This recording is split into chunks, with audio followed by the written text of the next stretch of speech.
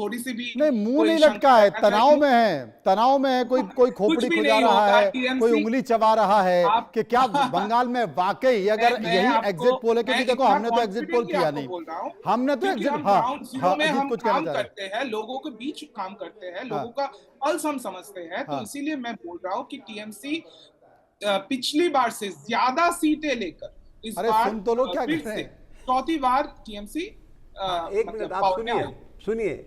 इन्होंने कहा कि अमित शाह जी ने एक आदेश निकाल दिया कि सारा पैरामिलिट्री फोर्सेस कल से वापस चले जाए। हाँ। मतलब बीजेपी को ये आभास हो गया कि सरकार बन रही है।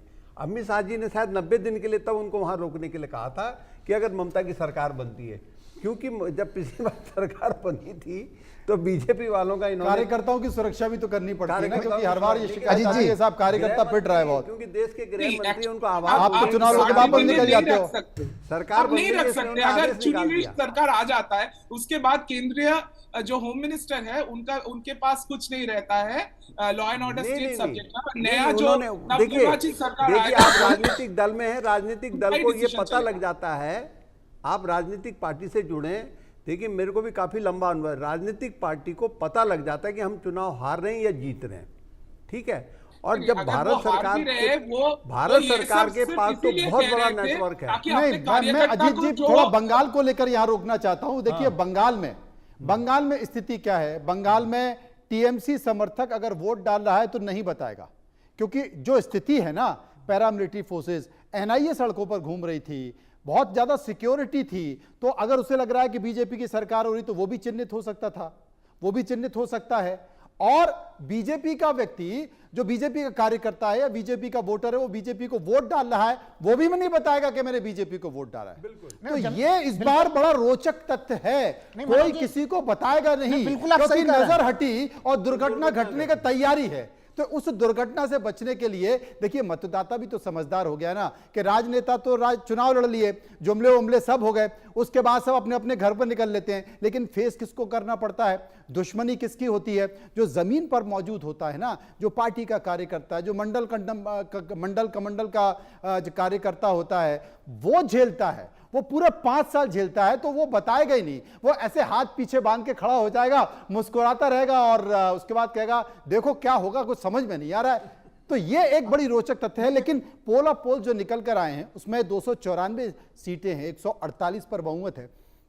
वो क्या कहता है, यानी कि जो एजेंसियां हैं वो तमाम सारी क्या कह रही हैं, टीएमसी बीजेपी क्या स्थिति है, चाणक्य स्ट्रेटेजी कहता है कि जो वोटों की स्थिति है उसमें वोटों की स्थिति में 130 से 140 पर टीएमसी रहेगी, 150 से 160 पर बीजेपी रहेगी। इसके साथ साथ पी मार्क क्या कहता है, वो कहता है कि साहब 118 से 138 टीएमसी रहेगी और 150 से 175 बीजेपी रहेगी। इसके साथ साथ जो भारत पल्स है वो कहता है कि बंगाल की जो स्थिति है, बंगाल की स्थिति में जो मैट्रिक्स का समीकरण है वो भी कुछ इसी के इर्द गिर्द बता रहा है। यानी कि आप अगर स्थिति को देखें तो बंगाल में सबने समीकरण एक अलग सा देखा है। केरल की स्थिति में आपको समझा देना चाहता हूं, केरल में क्या है, 140 सीटें हैं, 70 के आसपास बहुमत है, वहां पर क्या स्थिति होगी, वहां पर मैट्रिक्स कहता है कि साहब यूडीएफ जो है वो 70 से 75 सीट पर है, एलडीएफ जो है वो 60 से 65 सीटों पर है, पीपल्स के भी कुछ इसी तरह के समीकरण हैं। तो ये जो समीकरण हैं वो समीकरण आपको बताते हैं कि क्या स्थिति है। यानी कि यूडीएफ की सरकार केरल में बन रही है, एग्जिट पोल कह रहे हैं, और जो सत्ता में पार्टी थी वो सत्ता से बाहर जा रही है, एग्जिट पोल कह रहे हैं, ये समीकरण है। तो कुल मिलाकर ये साफ तौर पर देखा जा सकता है अजीत जी कि केवल अगर बंगाल को छोड़ दिया जाए तो बाकी सारी स्थिति साफ है 5 राज्यों में। पूरे देश की नजर 4 तारीख को अगर किसी राज्य पर होगी तो वो सिर्फ बंगाल पर होगी। बिल्कुल। बाकी देखिए असम का पहले दिन से लग रहा था कि क्या रिजल्ट होने वाला है। केरलम में कांग्रेस को ये था कि भाई 2 बार से कांग्रेस वहाँ पे चुनाव हार रही है।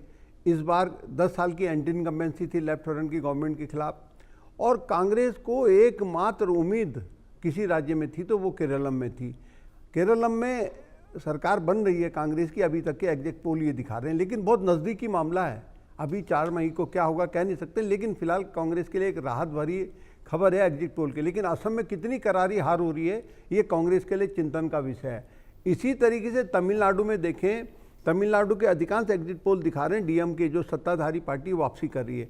लेकिन जो नया जो टीवी के नई पार्टी बनी है आपका, जिसकी बार बार आप चर्चा करते हैं वहाँ के फेमस एक्टर की, उसको लेकर एक एग्जिट पोल ने कहा कि वो ठीक ठाक सीटें ला रहे हैं 100 के आसपास।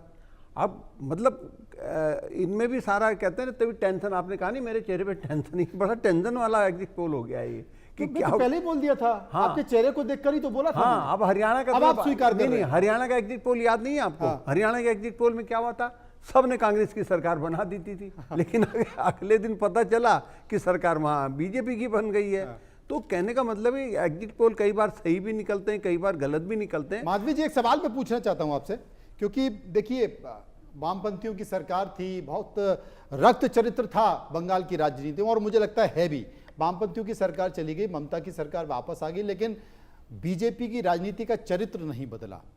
और बीजेपी की राजनीति में बदलापुर भी कह सकते हैं, वो हमेशा रहा है। तो क्या हम माने हैं, क्योंकि बीजेपी के कार्यकर्ता, बीजेपी के जो नेता हैं, उनके अंदर एक आग है जो धधक रही है, जिसे बदले की आग कहते हैं। अगर बीजेपी की सरकार आ गई तो क्या फिर जैसे को तैसा टाइप का होगा? क्योंकि देखिए 300 कार्यकर्ताओं की हत्या, वो दर्द, वो कष्ट, और अमित शाह भी कह गए उल्टा लटका दूंगा, तो मतलब क्या कुछ वैसे ही दिखाई देगा? रक्त चरित्र बदलेगा बंगाल की राजनीति का? मनोज जी, बीजेपी का संघर्ष इसी बात का है कि पश्चिम बंगाल का रक्त चरित्र बदल जाए और विकास का चरित्र फिर से शुरू हो जाए। यही सबसे पहली प्राथमिकता है हमारी।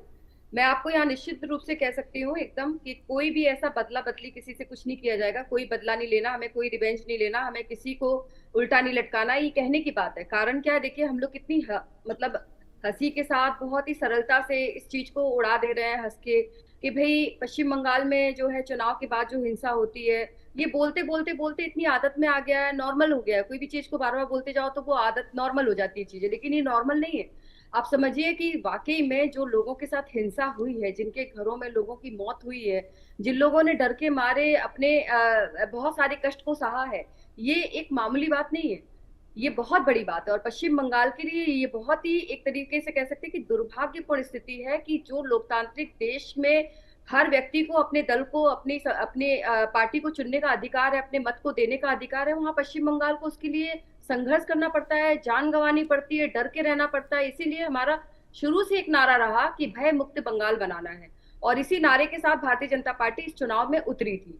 और ये जो इतनी सारी फोर्स लाना, ये सारी स्ट्रैटेजी बनाना, लोगों में विश्वास जमाने के लिए बहुत सारी बातें कहना, क्योंकि कई बार ऐसा होता है कि हम लोगों ने हमेशा ये संदेश पहुंचाया कि आप सुरक्षित हैं, हम आपके पीछे खड़े हैं, लेकिन बावजूद इसके पिछली बार जो हिंसा हुई थी, मैं आपको बताऊं 21 के इलेक्शन जीतने के बाद इन्होंने विजय रैली में जो है हथियार लहराते हुए अपनी रैली निकाली थी, और उसके बाद इन लोगों ने मतलब रैली निकालते निकालते, जलाते हुए, मारते हुए, लोगों की दुकानों में आग लगाते हुए निकले थे। तो ये जो है ये एक दुखद स्थिति है किसी भी बावजूद इसके।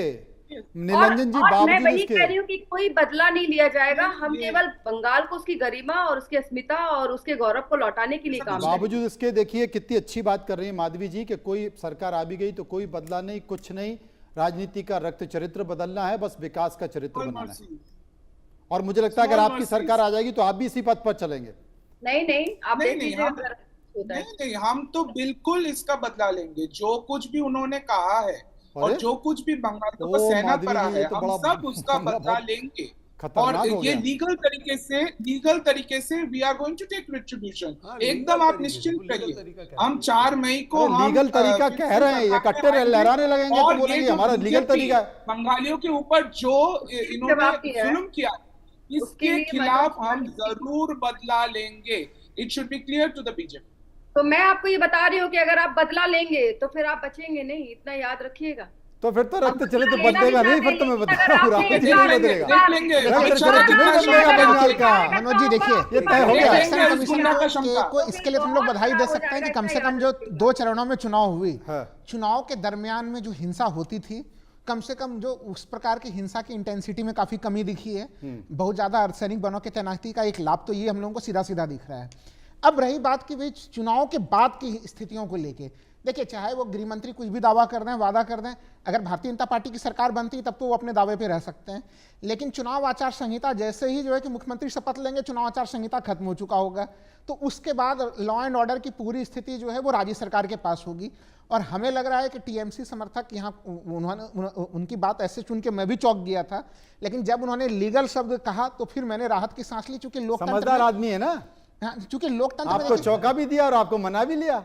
नहीं, देखिए, अगर हिंसा होती है किसी के भी राज्य, चाहे वो बीजेपी के ममता जी के लोग हो, हिंसा का इस लोकतंत्र में कोई स्थान नहीं होना चाहिए, और जो भी हिंसा करते हैं उनको कानूनी सजा मिलनी चाहिए। अगर कोई पार्टी कानूनी सजा देने की बात करती है तब तो उसका समर्थन किया जा सकता है, लेकिन अगर वो कहे कि नहीं हम तो बदला लेंगे, और तो 4 तारीख को देखिए, 4 तारीख को 9 बजे माधवी जी आप भी तैयार रहिएगा, नीलांजन जी आप भी तैयार रहिएगा, 9 बजे अपन मिलेंगे, चर्चा करेंगे, समझने की कोशिश करेंगे कि सरकार किसकी बन रही है, और सरकार बन रही है तो क्या